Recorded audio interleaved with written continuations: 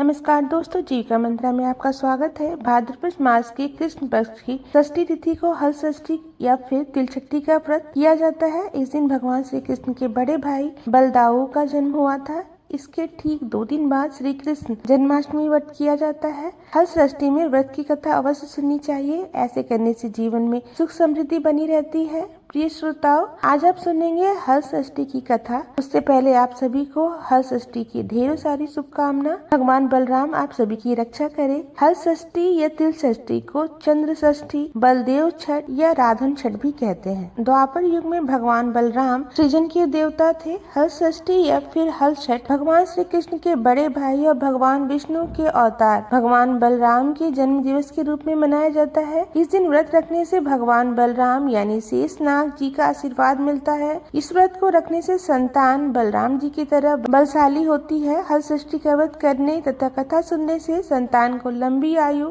और सुखी जीवन का आशीर्वाद मिलता है। इस व्रत में हल की और बैलों की पूजा का महत्व है। इस दिन हल से उत्पन्न अन्न और फल नहीं खाना चाहिए।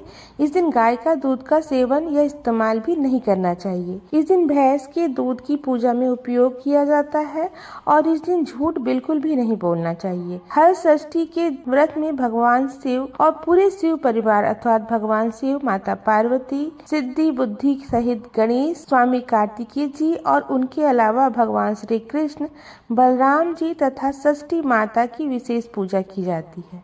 हल षष्ठी देवी प्रकृति के छठे अंश से उत्पन्न होने के कारण इन्हें षष्ठी देवी कहते हैं। बच्चों की अधिष्ठात्री देवी से और भगवान विष्णु की माया होने के कारण यह विष्णु प्रिया कही जाती है।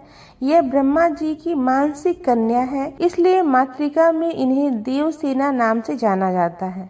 भगवान स्कंद की प्राण प्रिया पत्नी होने के कारण यह स्कंद प्रिया कहलाती हैं और यह देवी बच्चे को आयु देने वाली, बच्चों की रक्षिका और पोषिका है। योग बल के प्रभाव से यह सदी बच्चों के समीप स्थित रहती है। इस देवी के संदर्भ में एक कथा प्रचलित है। कथा के अनुसार स्वयं मनु के पुत्र प्रियव्रत हुए। वे योगी होने के कारण विवाह नहीं करना चाहते थे, किंतु ब्रह्मा जी की आज्ञा से उन्होंने मालिका नाम की कन्या से विवाह किया। परंतु बहुत समय बीतने पर भी उनकी कोई संतान नहीं हुई। तब राजा प्रियव्रत ने कश्यप मुनि को बुलवाकर पुत्रेष्टि यज्ञ करवाया। अग्नि से एक चरु प्रकट हुआ, जिसे राजा ने अपनी रानी को दिया। उस चरु के खीर खाने से रानी गर्भवती तो हुई, लेकिन समय आने पर उनकी वह संतान मर जाती थी।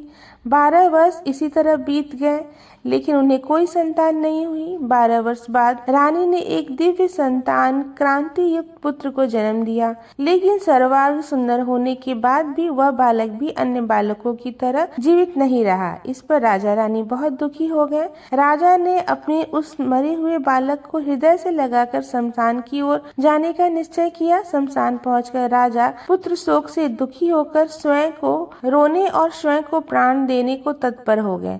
उनका सारा ज्ञान जाता रहा। तभी सहसा राजा को एक दिव्य विमान दिखाई दिया, जो कि श्रेष्ठ मणियों से बना हुआ था। उस विमान में एक सुंदर मनोहर प्रसन्न वदन श्वेत चंपा जैसी वर्ण वाली 9 यमुना विराजमान थी। उसे देखकर राजा अपने सब दुख भूलकर मरे हुए बालक को पृथ्वी पर रखकर उनके पास गया और पूछने लगा, हे देवी, आप कौन है, किसकी पुत्री है और किसकी पत्नी है? तब वह देवी कहती है, राजन, मैं ब्रह्मा जी की मानसिक कन्या हूँ। मेरे पिता ने मुझे भगवान शिव के पुत्र स्वामी कार्तिकेय जी से विवाह कराया है, अतः मैं स्कंद प्रिया हूँ। मैं पुत्रहीनों को पुत्र, पत्नीहीनों को पत्नी, धनहीनों को धन और कर्म वचन से बंधे हुए लोगों को कर्मफल प्रदान करती हूँ। अतः तुम मेरी पूजन करो और सर्वत्र भी कराओ। मैं तुम्हें वरदान देती हूँ कि तुम्हारा यह पुत्र शीघ्र जीवित हो उठेगा और परम प्रतापी होगा। 100 अश्वमेव यज्ञ कराएगा और यह सुवित्र नाम से विख्यात होगा। ऐसा कहकर देवी अंतर्ध्यान हो गई। इधर राजा प्रियव्रत अपनी संतान को जीवित देखकर प्रसन्न होकर पुत्र सहित नगर को वापस आ गया। नगर में खूब खुशियाँ मनाई गयी। बालक के जन्म से 6वें दिन सूतिका गृह में षष्ठी माता का पूजन करके आनंद उत्सव मनाया गया। उसी दिन से पूरे संसार में छठी के आयोजन की परंपरा चल पड़ी। इस प्रकार हर अथवा शिव तथा शिव परिवार के होने के कारण यह हल षष्ठी के दिन करने के कारण हल षष्ठी कहलाती है। इस विषय में और भी कथाएं प्रचलित हैं जो कि हम आने वाले वीडियो में आपको सुनाएंगे। धन्यवाद।